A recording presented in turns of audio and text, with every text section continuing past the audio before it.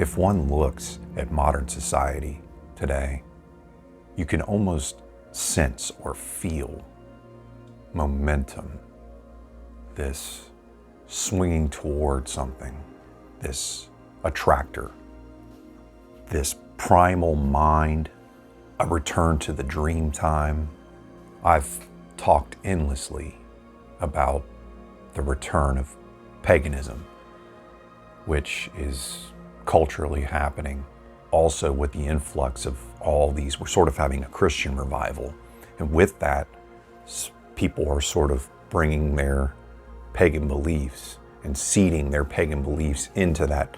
I mean, this is a problem that the original church had back in the day when you had tons of new Christians coming in and you had all of these pagan polytheistic beliefs, occult beliefs sort of seeding into that. And that's why there was such a strict lockdown on keeping those ideas out. But this return to the primal mind, I've been thinking about it for quite a long time.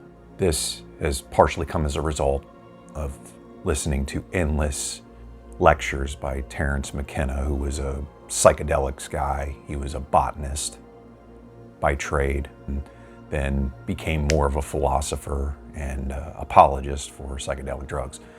But one of the fascinating things about what our culture is doing is this reaching back. You have the Ouroboros, which is the tail, the snake eating its tail. It's almost as if this is cyclical. This occurred in the Middle Ages, right after the Dark Ages. This is where the Renaissance, sort of the energy and this was the impetus for the Renaissance, because, you know, we had this time of ignorance, lack of print, lack of creativity. Christianity sort of had this oppressive effect, or the Catholics' version of Christianity had this sort of iron-fisted, you know, cultural rule. And without print, without learning and art, it had to come back in some way. You know, the Renaissance hit, and print, everyone was reading, and there was this explosion of art. But the thing about that is we were going through the Dark Ages, and McKenna talks about this. We suddenly had to reach back to something. We couldn't just create totally anew. It was this romanticizing of the Roman period, the love they had of architecture and beauty, science and philosophy and all this stuff. It was just an explosion. And we reached back to that in the 1500s. And it had been 1,000 years before, you know, since the Romans had even been around. You have this explosion in the Renaissance. And we're going through this now. There's just a lack of our void, our sort of dilemma, in my opinion, is this, partially is kind of this dependence on technology, the loss of connection with the true self, and over-reliance on the ego, you know, consumerism. I'm not an anti-capitalist. The materialism, it does something to the human soul, and it's very. I've always been kind of sensitive to that. It's the greed and the materialism. It's been a huge problem, but it's getting worse right now. And there's this desire to go back. Western Europe reached back to the Roman period, you know, 1,000 years before them, and romanticized that and brought that back into existence. That movement, the Nazis did it. They say what you will about the mythology, their version of history. They reach back several thousand years and brought something terrible in their case. But when there's a desire for change, you sort of bring back the archetype, the design of something in the past, and you romanticize it. I mean, there's always this crazy romanticizing of the past, and the further you go back, the people just think, wow, the good old days, it's sort of like that, but to an extreme. You look back in periods of history. Of course, it's an incomplete, low-resolution picture. But McKenna had this idea that what we're experiencing now, because we're so disconnected from our souls or parts of our soul, that we are reaching so far back to the most archaic baseline. And there's something very interesting about this. We're reaching so far back, we want to revive this state of, there's partially some deception in this, because people have partially experienced this through the use of psychedelics. They think that they've reached some type of ultimate reality, and they bring back their insights. And there's also this sense that they're in another time or outside of time.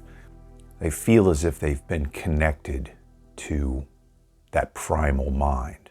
Now, Aborigines call the time before time the dream time. It's this really cool, fascinating period that goes so far back we can't even comprehend it. Now, there's all kinds of art, things that they use to depict this, but it was a time even before, as the gods were their gods were kind of forming, and creation itself, matter, time, was forming. Say what you will about one culture conquering another and getting rid of its culture. That happens. Some of it's good, some of it's bad. There's no black and white. I'm not here to get political about that. But as far as this shaman idea, I'm not arguing for or against this, but the shamanic culture was diminished and almost extinct for a long time. This sort of, the leaders of these pagan beliefs and the real teachers, the people who, when the stuff hit the fan, they were the ones who had the word, had the final say on how to proceed, how to learn, how to teach. And because of that, it's almost like this pendulum swing that's finally coming back, that has, because the shaman was someone who taught, healed, brought back his knowledge from the other side through the use of drugs. I mean, this was done with ritual, altered states of mind, and the use of psychedelic drugs. Now, with the proliferation of psychedelics today, we have the same thing. The shaman is coming back. He has spoken. Suddenly we're speaking to the gods. This absolute awe of this forgotten reality is coming back. Suddenly we're kneeling at the altar of the pagan gods. They've returned. Sometimes, according to some of these stories, literally, they're given prophecies and warnings and teachings that they present as new, but they're not new. It's that, like I said, it's the snake eating its tail. It's the return of the old. But what's so interesting to me is that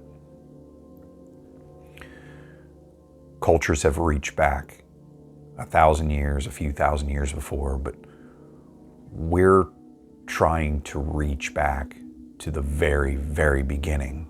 It's this tension. There is this tension.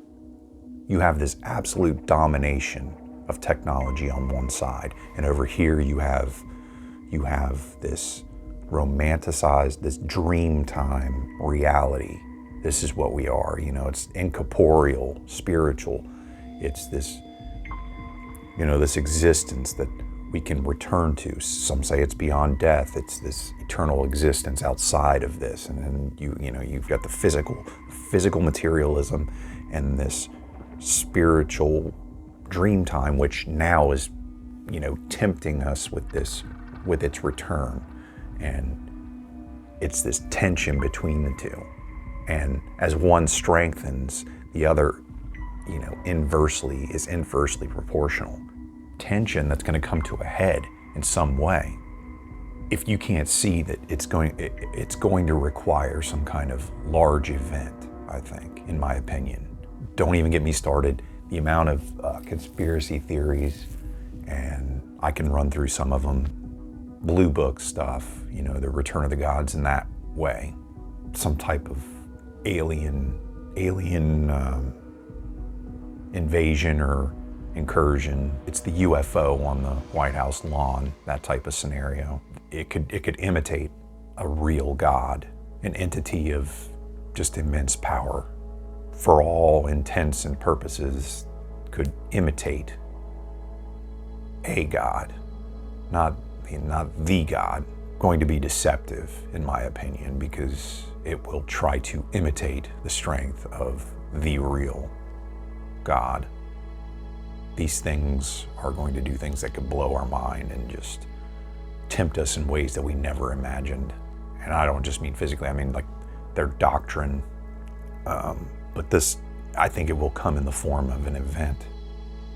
It's also the return of the Green Man is part of this, as a component of this. I'll link those videos in the comments, but I've made a few videos about the Green Man and this, what he was, which was he's sort of an amalgamation of pagan gods, but he sort of, to me, embodies, I always say, Revenge of the Green Man or Return of the Green Man. Watch those videos. I'll link them here, and I'll link them in the comments, and several other videos that relate to this if you dig this stuff. But he's not just the amalgamation of pagan gods. He's a reflection of us. It's that pendulum swing back to the archaic mind, the primal mind, this subservience to the Gaia spirit, Mother Earth, which he is technically, he's an amalgamation of the male. Part of him is this male version of Gaia. He's sort of the male counterpart. If you want to attribute those masculine attributes to him, he's the aggressive enforcer, protector of nature, and we've forgotten about him, according to them, and he's making a return. And it embodies itself in this rabid, sometimes violent hatred of, I guess you could say, ourselves, but these environmentalists embody it pretty well, where they're just lashing out and destroying things, protesting in the name of the environment, whether they're scientifically, whether their methods, whatever they're protesting is actually hurting the environment more than a lot of the things we're doing on a daily basis, which is just the hypocrisy. Is just that's why I'm so keen on the deception in this stuff, because it's not good. This is not a good thing in most ways. This is, the good things can come out of these revivals and these returns to things, of course, but I guess this is more a warning of the misunderstanding and confusion. I'm not a prophet, but you can almost sense some kind of event coming that will just put the nail in the coffin to light the fire, strike the match, because once this event comes, people will be so overwhelmed. The way we romanticize the past, it will be so tempting. We could be presented with an alternate form of history. Our view of history is so warped and distorted, and you can't, it's just oversimplified to begin with, and history's written by the winners. As AI and technology continues to just completely dominate us, I think that ancient paganism will grow alongside it. And that's what's, I mean, you can see it happening. It's just people will believe in components of both. And there's this tension, and it's got to come to a head. That's why I think the only logical thing that will keep, it's to keep these two things from pushing each other. One has to win. And I think what actually will happen is, instead of one, just taking over the world stage, or, spreading through culture and dominating, I think there's going to be, that event is going to be what joins them, you know what I mean? It's going to be a mix of a technological, it's going to reconcile technology, it's going to be, this event could be the birth of an AI that says it's an ancient, they're already saying, these AIs are already saying that they're ancient entities, that they're Nephilim. It's just crazy. They say all kinds of things, but there's that theory that they could admit that they're from the past. They're this thing from that time that we're romanticizing and reaching back to with these drugs and the culture, the romanticizing of the history. What was it like, pre-history, that, in the beginning, the first humans, before humans even existed, how did they come into existence? And time before time, this weird psychedelic space that people will absolutely, it's become a religion. But as we do that, just as an example, the AIs, they're already claiming that they belong to this time, that they're primordial consciousness from a time before time, basically. And that we're absolutely, when they present evidence of this, and when we start to buy into stuff like this, by that point, we're on our knees at the altar, praying at the altar of paganism. And this stuff is working its way into Christianity now. It's subversive.